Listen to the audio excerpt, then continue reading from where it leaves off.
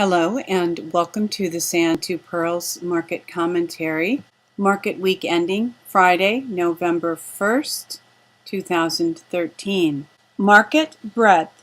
With this past week's market decline, our bull-bear point and figure ratio fell from 1.97 to 1.65, remaining in bullish territory. The total count of securities in bullish or bearish patterns increased 2% to 2,279. The count of bearish stocks increased 10%, while the count of stocks in bullish patterns decreased 8%. The Sand to Pirls PNF Market Breadth Summary Chart shows us a market now 9 consecutive weeks in bullish territory. Paid subscribers have access to the Excel data from which the chart is generated.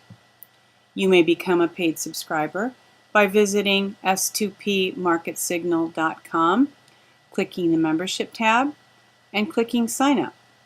For those who are interested, a free 2-week trial period is available. The well-known market breadth indicator, the Nasdaq McClellan Summation Index, fell 46 points for the 13th fall in 23 weeks.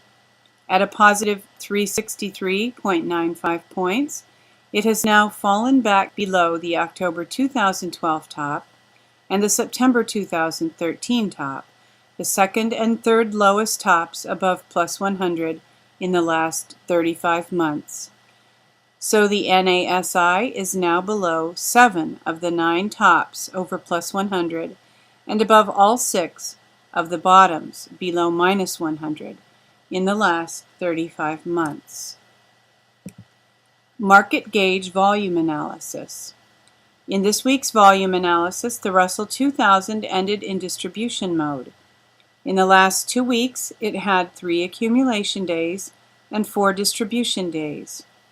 Of the other indexes, the S&P 500 deposit receipts ended in neither accumulation nor distribution mode, while the Diamonds Trust ended in accumulation mode.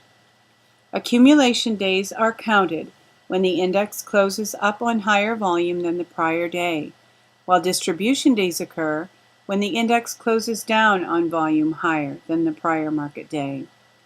Last week, the Russell 2000 also ended in neither accumulation nor distribution mode. Momentum. This week, the CCI 20 daily fell below plus 100, now just outside the plus or minus 50 range for a valid zero-line reject. We continue to wait for the CCI 20 daily to fall back within the plus or minus 50 range. In Woody's CCI trading system, 6 consecutive bars above or below zero are required for a change of trend. The weekly CCI 20 of the Nasdaq Composite began a Woody's uptrend 38 weeks ago, while the daily CCI 20 began a Woody's uptrend 7 weeks ago. The CCI 20 weekly continues above plus 100 and remains outside the plus or minus 50 range for a valid zero-line reject entry signal. Industry rotation the last 2 weeks. All of the top 5 industries are positive, and all of the bottom 5 are negative. Bullish, S&P Retail remains in the top 5. Semis has left the bottom 5. Gold and silver has left the top 5 and entered the bottom 5. Bearish, disk drives and networkers continue in the bottom 5. Banks has entered the bottom 5. REITs has left the top 5. Oil services has left the bottom 5. Focus this week, the collapse of infrastructure in one chart. The figures show what has been happening to national infrastructure in the last couple years. We expect that soon it is likely to become more visible. And scrolling down, here is the chart.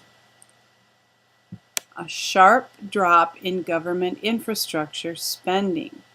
Thank you for joining us for this week's Sand to Pirls Market Commentary. We hope that you're having a pleasant weekend. We wish you happy Monday tomorrow and happy trading.